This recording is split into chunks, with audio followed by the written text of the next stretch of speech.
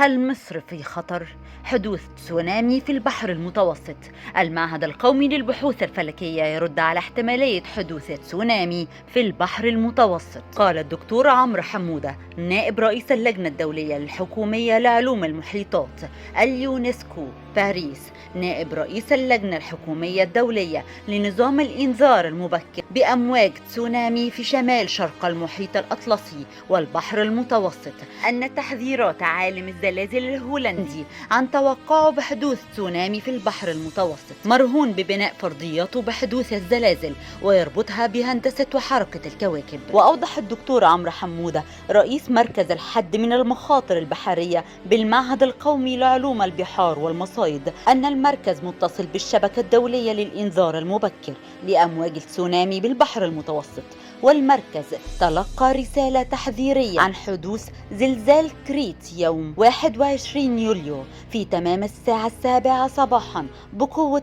5.6 ريختر، وهذا الزلزال لا يسبب أي موجات تسونامي بالبحر المتوسط، بالإضافة إلى أن موجات تسونامي القوية تبدأ من زلازل تتعدى 7 ريختر. وتابع موجات تسونامي القوية التي تعرض لها السواحل الشمالية وخاصة مدينة الإسكندرية حدثت من قبل عامي 365 ميلاديا و1303 ميلاديا نتيجة زلزال بقوة أكبر من 8 ريختر. والمعهد القومي للبحوث الفلكية يرد لم نرصد أي نشاط غير نمطي للزلازل خلال الفترة الحالية.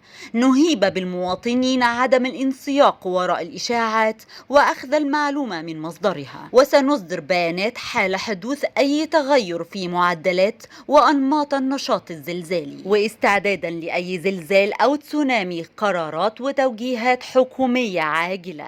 التنسيق مع شركات الإنقاذ للاستعداد الكامل لأي تطورات مفاجئة، واتخاذ كافة التدابير اللازمة لمواجهة أي تيارات سحب شديدة في حالة حدوثها، والتنسيق مع سيارات الإسعاف للمناطق القريبة والمحيطة بالشواطئ، وتوافر جهاز السيطرة مع المسؤولين بكل مدينة تتبع لها الشواطئ للإبلاغ الفوري عند حدوث حالات الطوارئ، والتواصل المباشر مع غرفة السيطرة والطوارئ بوزارة التنمية المحلية، والتواصل مع غرفة العمليات وإدارة الأزمات المركزية بمقر مجلس الوزراء للتعامل مع الأحداث الطارئة أولا بأول لسرعة اتخاذ الإجراءات اللازمة، وفتح غرفة العمليات وإدارة الأزمات بالوزارة، والتواصل والربط المباشر بغرفة العمليات المركزية بالمحافظات على مدار 24 ساعة. وأيضا القومي للبحوث الفلكية يرد على تحذيرات العالم الهولندي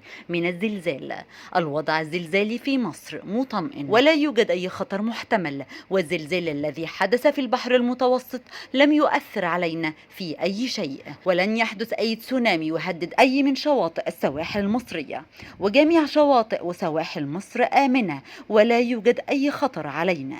لم تتعرض منطقة شرق المتوسط لتسونامي من فترة طويلة، وانحسار المياه في بعض الشواطئ أمر طبيعي وليس مؤشر لحدوث أي تسونامي، وليس هناك أي إنذار بحدوث تسونامي خلال الأيام المقبلة. وفي جميع الأحوال ربنا يستر ويحفظ مصر وأهلها، واشتركوا معنا ليصلكم كل ما هو جديد. كان معكم بسمة مجدي.